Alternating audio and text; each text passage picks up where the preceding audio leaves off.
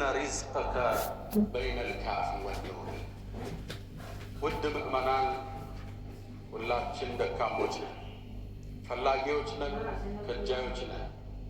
አላህ ከሁሉም የተብቃቃ ለጋሽ፣ ቸር፣ ቅርብ ጌታ አለ። ሁሉም ፈላጊ ነው።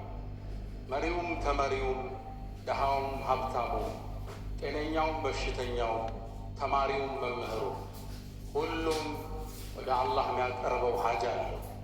ሁሉም በየቤት ስራ ተሰጥቶታል። ዱንያ የፈተና ምድር ነች። ይህን አቧራ የምናራግፍበት የሰማዩን በር የምንቆፈቁፍበት ዱዓ የሚባል መሳሪያ ተሰጥቶታል።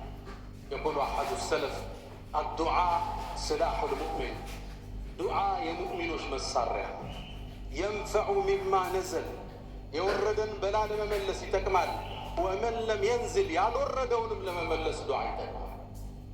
እጆች አሁን ወደ ላይ መነሳት አቁመዋል። ዱዓ የሚያደርግ ሰው ከልቡ ተጨንቆ ከሌሊቱ ክፍል ጊዜ ወስዶ አላህ ላይ አቤቱታ የሚያቀርብ ሰው መመናመኑን ስናይ ያሳዝናል። ጉዳዮቻችንን ሁሉ ምድራዊ በሆነ ሁኔታ ለመጨረስ እንጥራለን፣ እንደውላለን፣ እንሰበሰባለን፣ እንገናኛለን። የሰማዩን በር ረስተነዋል። ወደ አላህ እጅ መነሳት ገስግሰዋል። ጌታችን ቅርብ፣ ሀጃችን ሊሞላልን ዝግጁ፣ ለምኑኝ ብሎ ጥሪ ያቀረብልን ጌታ ነው። ወቃለ ረቡኩም፣ ጌታችሁ አላችሁ፣ እድዑኒ፣ ጠይቁኝ፣ አስተጅብ ለኩም፣ አደርግላችኋል። ባሮቹን የሚወድ ቅርብ የሆነ ጌታ፣ የባሮቹን ተማጽኖ መስማት የሚያስደስተው ጌታ። አንድ ገጠር ወደ ነቢዩ ዓለይሂ ሰላቱ ወሰላም መጣ።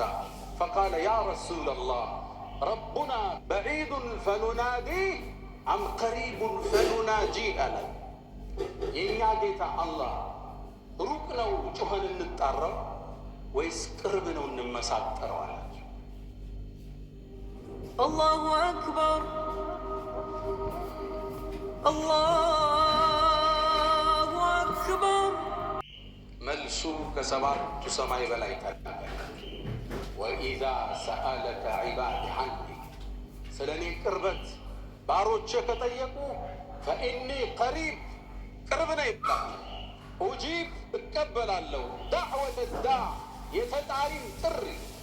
ዳዕወተ ልሙእሚኒን ሳሊሒን አለ። ዳዕወተ ዳዒ፣ የጠራኝን ጥሪ ይቀበላል። ኢዛ ዳዓ፣ በጠራኝ ጊዜ።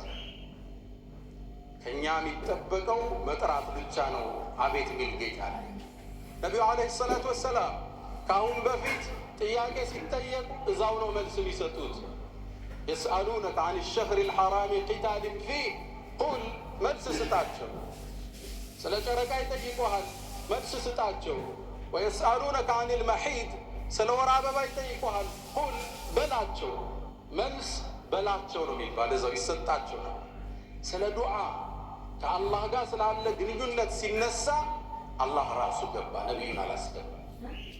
ባሮቼ ስለ እኔ ከጠየቁ ፈኢኒ ቀሪባ ቁል አላለማ። ለባሮቹ ቅርብ የሆነ ባሮቹን የሚወድ ኡጂብ፣ እሺ ላለሁ፣ እሺ ባይ ነው አላህ። ከአላህ የተዋቡ ስሞች ውስጥ አንዱ አልሙጂብ፣ እሺ ባዩ ይባላል። ጥሪን ተቀባይ። ሙጂብ ማለት ሁለት ትርጉም ሰጥተውታል ዑለማዎች። አንደኛ ስትጠይቀው እሺ ብሎ መልስ የሚሰጥ፣ ሁለተኛው ጣፋጩ ትርጉም በባሮቹ ልቦና ውስጥ ዱዓን የሚያስታውሳቸው ማለት ነው። ሊሰጥ ሲፈልግ ይቀሰቅሳል፣ ያኔ ታነባለህ፣ መልሱ ከጅላል።